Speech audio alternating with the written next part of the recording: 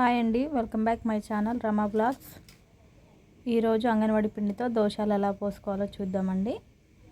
నేను కొంచెం అంగన్వాడి పిండి తీసుకొని ఒక గిన్నెలో వేసుకొని వాటర్ పోసుకొని దోశలకు ఎలా కలుపుకుంటామో అలా కలుపుకుంటున్నానండి. మీకు కొంచెం షుగర్ ఎక్కువ కావాలనుకుంటే కొంచెం షుగర్ కూడా యాడ్ చేసుకొని కలుపుకోవచ్చు.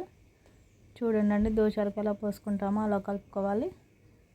నా ఛానల్ చూసిన వాళ్ళందరూ లైక్ చేయండి, షేర్ చేయండి, సబ్స్క్రైబ్ చేయండి. అలా మంచిగా కలుపుకోవాలండి. పొడి పొడిగా కలుపుకోవద్దు, దోశలు మంచిగా రావు.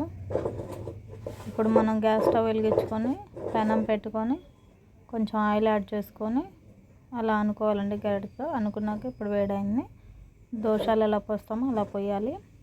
అంటే మనకి పర్ఫెక్ట్గా దోశలాగా రావు, ఎరుగుతాయి, కానీ చిన్నగా తీసుకోవాలి. మనం ఇంకొంచెం యాడ్ చేసుకుందామండి. అంటే మరీ పలుసగా వేయొద్దండి, మందంగా వేస్తూనే అంగన్వాడి పిండి దోశలు అనేవి వస్తాయి. ఇప్పుడు లైట్గా నూనె చుట్టూ వేసుకోవాలి.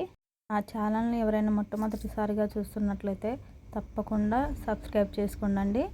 పక్కనే గంట సింబల్ ఉంటుంది, టచ్ చేయండి.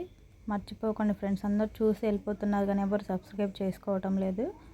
మీకు మరిన్ని టిప్స్ కావాలంటే నాకు కామెంట్స్లో తెలియచేయండి. బ్యూటీ టిప్స్ చెప్తాను, హెయిర్ టిప్స్ చెప్తాను, మిషన్ కటింగ్, బ్లౌజెస్ అయినా, డ్రెస్ కటింగ్స్ అయినా, ఏవైనా మీరు కామెంట్లు నాకు చెప్తే నేను ఏ కటింగ్ అయినా మీకు చెప్పేస్తాను. అందరూ తప్పకుండా సబ్స్క్రైబ్ చేసుకోండి. ఇప్పుడు దోశ అయింది, దాన్ని తిప్పేసుకోవాలి. మీకేమన్నా ఫేస్కైనా మెడకైనా దేనికైనా బ్యూటీ టిప్స్ కావాలంటే నార్మల్గా మనకి ఇంట్లో యూజ్ అయ్యే వాటితోనే నేను టిప్స్ చెప్తాను అండి. మీకు ఎవరికైనా కావాలంటే నాకు కామెంట్లో చెప్పండి, నేను వాళ్ళ వరకు సపరేట్గా వీడియో చేసి పెడతాను. చూడండి, దోశ రెడీ. సెకండ్ దోశ సూపర్గా వచ్చింది.